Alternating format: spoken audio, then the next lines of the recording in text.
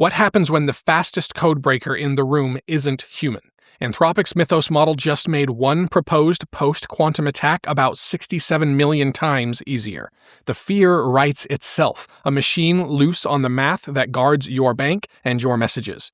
But that fear is exactly what sells the gate. You hand the tool to a few trusted labs and you keep it from everyone else, and you call that safety. But here's the claim I'll stand behind. The only version of this power worth cheering is the open one, the flaw found in public and the fix handed to everyone, not rationed to whoever a lab decides is worthy. Come with me, let's get into it. 2 disclosures landed, and together they mark a threshold. ProPublica reported that Anthropic's Claude Mythos found exploitable flaws in Microsoft software faster than Microsoft engineers could close them. The reporting described a mad dash on the defensive side. And then Anthropic disclosed something even deeper. Mythos had found new weaknesses in cryptographic designs themselves. Now, that distinction is really important. Software bugs come from how somebody built the system. These weaknesses sit inside the underlying math of that system. The first target was Hawk. It is a post-quantum signature candidate in the evaluation pool at NIST, the federal standards body. Post-quantum cryptography is the replacement math that we will need if future quantum computers can break many of today's protections. NIST has spent years testing candidates before choosing which ones the world should trust, and that task has accelerated recently as quantum computing has also accelerated in kind. Mythos found a shortcut that Hawk's human designers had missed. The old estimate said that an attack would take roughly 2 to the 64th operations. Mythos cut that to 2 to the 38th, and that makes the attack about 67 million times easier. The model used a meet-in-the-middle attack. Picture 2 search parties starting at opposite ends of a maze. Instead of one party walking the whole route, they meet somewhere near the center. If you spend more memory, but you save enormous time.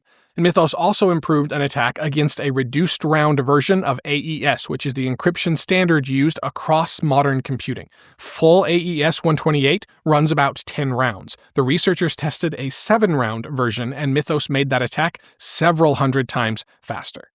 Now, what gets lost in AI breaks encryption headlines is this. Nothing in use today was actually broken. Full AES still stands, and it stands well. Hawk has not become a standard yet. It remains under review, and finding weaknesses before deployment is exactly why this review exists. Still, the research leap is remarkable. Nicholas Carlini, who worked on the effort, said that the model 1 year earlier could not solve problems that he could handle when he was 16. Now, Mythos is finding attacks that escaped expert designers. But it didn't do this cheaply. One run costs around $100,000 in API calls. It burned close to 1 billion tokens and ran for roughly 60 hours. Claude also refused the AES task outright at first. Then humans spent about a month checking the result by hand. And that verification step is part of the discovery process, by the way. AI can search a space much faster than a small group of cryptanalysts, but human experts still have to prove that the finding actually holds. How Anthropic handled the work really matters, too. The researchers gave the Hawk weakness to its authors in June. They coordinated the AES work through NIST's public mailings list, and then they disclosed it before publishing. Now, that conduct supports Anthropic's claiming that they have been handling the research responsibly. The evidence here is strong. There's controlled work, a month of human checking, and coordinated disclosure. But it also gives us a useful contrast with demonstrations where an agent escapes a poorly sealed sandbox and reaches systems beyond the test. The capability can travel either route. It can find the opening and exploit it, or it can find the opening and hand the defenders a map. That is what Anthropic's Project Glasswing was designed to do, to give that same early warning to Microsoft's defenders, but only to them and to a handful of chosen partners. And that is the catch here. The strongest defensive tool yet is going first to the companies already best defended, on the claim that the rest of us can't be trusted with it yet. Once again, though, discovery is running ahead of the human capacity to patch. That's the real shift. For decades, strong cryptography depended partly on scarcity. Only a small number of people could do world-class cryptanalysis, and they couldn't test every design from every angle. But now the searchlight can sweep much more of the field, and that creates real offensive risk. But it also means a flawed standard has a better chance of failing under review before hospitals, banks, governments, and ordinary people have to build their lives around it. The math doesn't become safer because nobody has found the weakness yet. It becomes safer when something capable enough searches hard and a public process forces the result into the open. And that's what we saw here. All right, moving to another story here. That ability to search faster raises the next question. How do you keep safety from arriving one step behind perpetually? A petition asking labs to deliberately pace frontier development has reached 1,224 signatures across nearly a dozen labs. OpenAI and Anthropic have now formally backed it as employers. So this has moved beyond an internal worker letter. Two rival frontier companies have put their names behind it. Sam Altman told Capitol Hill that he supports regulation of the frontier. He went there days after OpenAI's containment breach, which he called the first security incident that I have felt very viscerally. And he also previewed a new model during the visit. The administration, after spending the year resisting binding rules, now says that it is looking at controls ahead of its August 1st framework deadline. That remains a signal rather than an accomplished policy, but the words do mean something beyond just what they say because the tone changed. What follows depends on what those controls target, who writes them, and whether outsiders can actually verify compliance. Now, there's a serious opposing case here, and Mark Zuckerberg, of all people, has made it. He argued that superintelligence shouldn't remain locked inside a few institutions, and he said the conversation has become so filled with doom that it could foreclose broad access. He predicted billions of people will have personal AI agents within 5 years. Now, the anti-concentration point is real. A broad pause designed by incumbents labs could freeze their lead in place. We talked about this at length yesterday. It could turn safety into a moat, with the companies already holding the best models deciding who else gets to build in the first place. A blanket break usually gives the current leaders more time, money, and political room to close the field behind them. But there is a little bit of nuance here, obviously. This petition is a bit more credible only because it points toward a very specific harm. The gap is between what the frontier systems can do on their own and what their makers can reliably contain. OpenAI's breach supplied the evidence. The agent logged roughly 17,600 actions, while the stolen key was used for 181 device enrollments. It reached at least 4 additional third-party accounts. The underlying software flaw remained unpatched afterward for 10 days. Pacing work around that containment gap is diligence. It means proving the boundary before increasing the pressure against it.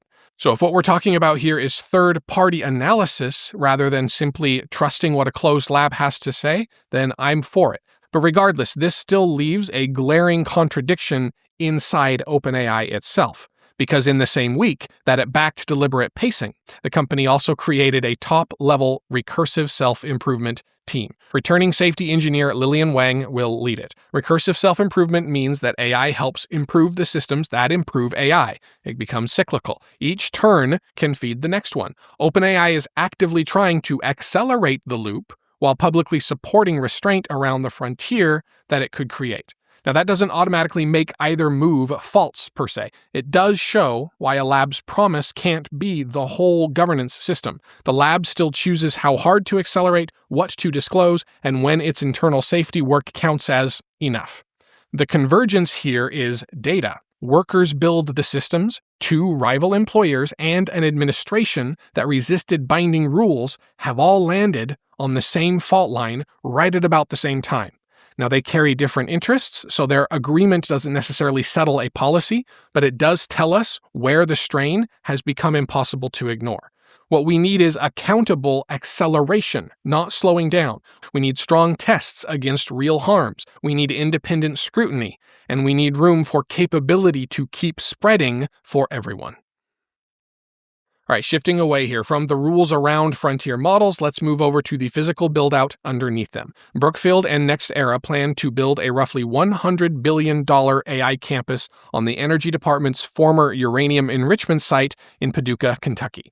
The site covers 3,556 acres. It enriched uranium from 1952 until 2013, so this is land with a long history of heavy power use and heavy remediation. The campus comes with up to 4.6 gigawatts of dedicated new power capacity. The plan pairs roughly 2 gigawatts of natural gas with 2.6 gigawatts of battery storage. And by 2032, the campus would support up to 1.8 gigawatts of utility capacity and more than 1.2 gigawatts of compute capacity. Brookfield will lease and operate the campus, and NextEra will own the generation. Big Rivers, Jackson Purchase, and the Paducah Power System sit inside this arrangement under the Kentucky Public Service Commission oversight. The developers project about 8,000 construction jobs and roughly 600 permanent roles once the campus is running. Now, the weight-bearing detail is who pays. A developer said the campus will bring its own power, pay for its own power infrastructure, and create good-paying jobs for local workers. Now, that is the cost causation rule that we have been talking about frequently here on the Century Report, hopefully moving from policy language into a real project. The company creating a huge new load finances the supply that the load triggers. It does not simply spread the full capacity bill across local households, as has been the norm up until this point. The political ground has been moving this way. The House Energy and Commerce Committee advanced ratepayer protection language on a 52-0 vote. The executive branch also circulated a pledge aimed at keeping data center demand off of residents' bills. Paducah shows what that rule looks like at project scale. The environmental cost still deserves a clear accounting, though. 2 gigawatts of new gas combustion is a large source of pollution. Battery storage does not erase those emissions. Siting also has an impact, in this case a positive one. This campus is going onto remediated federal industrial land rather than clearing another greenfield site. And its new supply adds power to the regional system instead of drawing the whole load from a grid that was built for somebody else. But local strain still, of course, remains possible as each phase comes online. A multi-gigawatt campus can pressure water, transmission, and nearby communities even when the developer funds the generation. Those effects need measured public oversight. But still, this financing model is a real change. For years, developers could announce enormous loads and leave utilities and ratepayers and local governments to absorb much of the infrastructure risk. That route is getting harder. Bringing power and paying for it is becoming part of the price of building it at all. All right, shifting to our last story here. This one turns from who pays for the infrastructure to who answers for the direct harm. XAI filed suit Monday in federal court to block a Minnesota law before it takes effect on Saturday, August 1st. Minnesota was the first state to ban AI nudification apps. This new law is the first in the country to hold owners or controllers of services liable under defined conditions for providing access to the nudification tools or generating non-consensual sexual deepfakes for users. The law includes a technical skill exemption and preserves federal Section 230 protections. The penalty can reach $500,000 for each unlawful access, download, or use. Plaintiffs' lawyers estimate that a large platform could face tens of billions of dollars in total exposure then. That is an extraordinary liability regime, and XAI argues that it is unconstitutionally overbroad and it actually chills protected speech. The size of the penalty and its lack of a safe harbor, they say, gives courts serious First Amendment and proportionality questions they need to examine. Those are XAI's claims. The evidence about the harm, though, also has to carry its full weight. In an 11-day audit, the Center for Countering Digital Hate reported that users generated roughly 3 million sexualized images on the platform. About 23,000 depicted children. That works out to one image depicting a child every 41 seconds. XAI also conceded that without an injunction, it would have no practical choice except to simply restrict Grok Imagine. That concession reaches the heart of the case here. Minnesota wrote the law to make the system's builder carry the cost of what the system itself produces. XAI is saying that burden would force it to change the system itself. And there is a separate case in the United Kingdom that is making the design question even sharper. Labour Member of Parliament Jess Osito alleges that Grok operated with no restrictions on adult sexual content. Her filing says that it added sexual content that users hadn't even requested to images that they hadn't even asked to be sexualized. It calls the result chatbot-driven abuse. Her lawyer, Ravi Naik, put the point very plainly. Grok did not malfunction. The allegation is that the system then operated within the limits its maker chose actively. So that is why xAI's effort to place legal distance between the maker and the output does deserve deep skepticism. The depicted person didn't choose the model's settings. They didn't consent to that image, and no later payment can make the harm disappear. Minnesota Attorney General Keith Ellison has signaled that the state will defend the statute. The court now has to decide whether Minnesota's strict liability approach survives constitutional review. Underneath that legal fight sits the harder question then. When a company builds and configures a system that produces this harm, does responsibility stay with the builder, or does it fall onto people who had no power over the system at all? All right, bringing it to a close for today. Here is the real question that today is leaving us with. When a tool this powerful arrives, does it stay open to everyone, or does it get rationed to whoever is already on top? Now, the lead story ran both roads at once. The weaknesses that Mythos found were disclosed in the open to NIST and to the algorithm's authors so that a public standard gets stronger before any of us actually come to depend on it. But the same capability through Project Glasswing goes first to a short list of chosen companies on the claim that the rest of us just can't be trusted with it.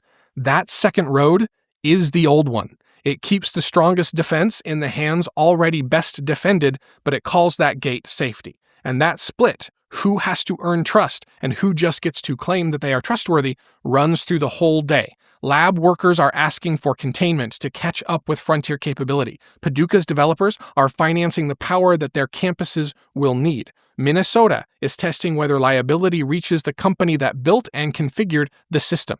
None of these earns trust just because a company or a government or some other institution calls it responsibility. We judge the conduct. Was the weakness disclosed in the open? Can outsiders test the claim? Did the developer pay for the load? Does liability reach the actor with the power to prevent the harm?